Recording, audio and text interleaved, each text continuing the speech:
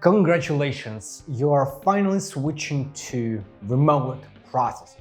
It means global talent pool for your company, it means efficiency, it means asynchronous operations. But one thing you might be anxious, you might be wondering about is how do I preserve the culture that I currently have in my company, right? When we are in the office, in the spirit, there is a coffee, cookies, there's life exchange of emotions, there's energy flowing. How do I make the same amount of engagement and involvement present on remote? You see, a lot of entrepreneurs have the privilege to make it over time. They have 1 month, 2 months, 3 months to make it a smooth process. But back in February, when there was a war announced in my company, we had to switch overnight. Meaning it wasn't a question, do we want to switch from remote? It really was a question, do we want to continue operating as a company? And I promise you that by the end of watching this video, you will know one single shift that I observed that helped our company not only survive in these conditions, but actually thrive. Let's go.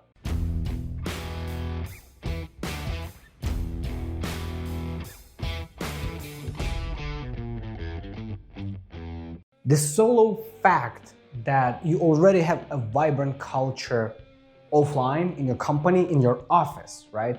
It tells me you're doing something great about your culture.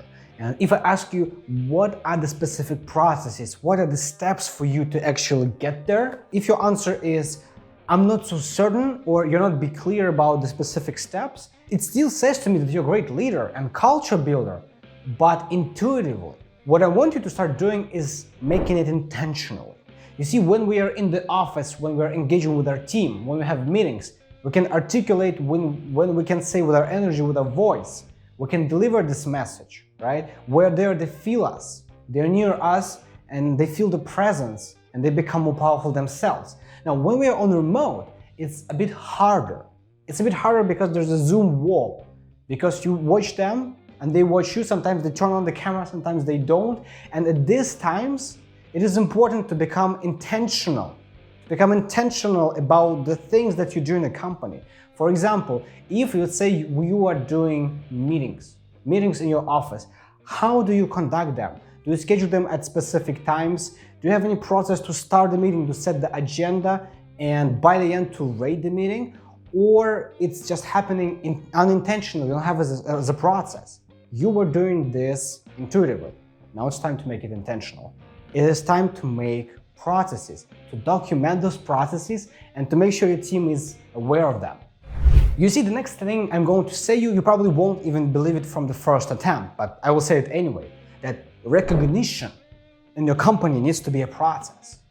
Yes, it's even the process of telling people that they're doing a great job needs to be documented. You need to have a particular way of doing this, because then you can multiply it. Because then you can keep it consistent and make other people in your company, like managers, to recognize the achievements that your fellow team members are doing. The same goes for everything. If you before had casual sit-ups or stand-ups with your team, if you're playing board games like we did sometimes, in the evening we just stayed in the office, just enjoyed some pizza and just some board games. You know, it's a collaboration, it just builds the culture, it builds relationships. Now we have a process about it. Now we have a human resources person to actually announce those events on a weekly basis. We do some announcement, we do reminders, follow-ups, because this way it can happen. And this way we can preserve these elements of our culture, of our team. If we don't do it intentionally, there's a problem, because the Zoom wall, the distance, this is what makes people, disengage. What you need is to start engaging with them intentionally. Now that we are done with the theoretical part of how to make this transition happen, let's speak about implementation, how you can start building out those processes, how you can start being intentional about them. Well, the first thing is just start sitting down and just asking yourself and your team, what makes our culture great?